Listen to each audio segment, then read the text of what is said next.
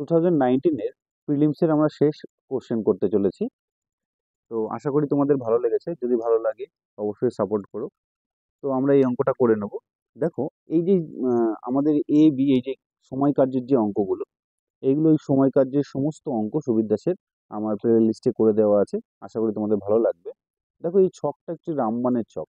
এই ছকে মান পাতালেই অটোমেটিকলি অ্যান্সার বেরিয়ে আসবে।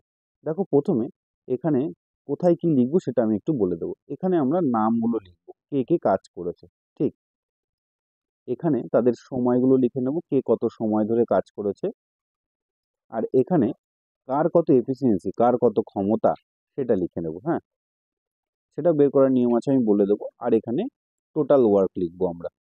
প্রথমে আমরা লিখে নেব কে কত সময় কাজ করেছে, সিম্পল ভাবে 12, আর এ 16 ঘন্টা, ও 12 ঘন্টা কাজ করেছে, মিনিটে কাজ করেছে, যাই হোক।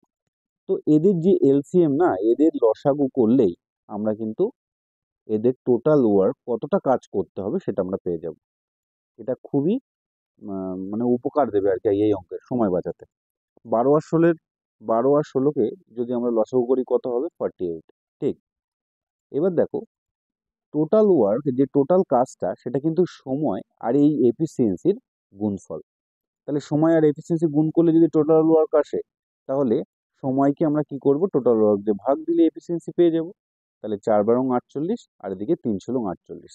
এফিসিয়েন্সি কথার অর্থ হলো ওরা এক এক মিনিটে কত করে কাজ করতে পারে। ঠিক, এটা এ 4 ইউনিট করে কাজ করতে পারবে, আর বি 1 মিনিটে 3 ইউনিট করে কাজ করতে পারবে। ঠিক, এইবার বলছে যদি দুটো পাইপ একসাথে খোলা হয় তবে কতক্ষণ পরে বি পাইপটিকে বন্ধ করলে জলাধারটি নাকি 9 মিনিটে পূর্ণ হবে।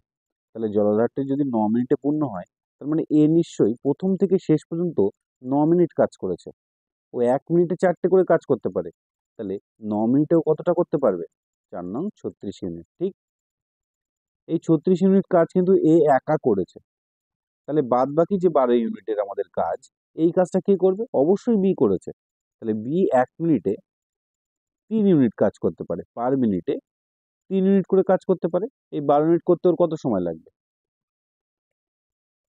3 × 4 = 12, 4 মিনিট সময় লাগবে। ঠিক, তাহলে কতক্ষণে বন্ধ করা হয়েছিল? তার মানে বি নিশ্চয়ই, এই যে বি যদি 12 ইউনিট কাজ করে থাকে, তার মানে কতক্ষণ কাজ করবে? ওকে 4 ইউনিট কাজ করতেই হবে, 4 মিনিট কাজ।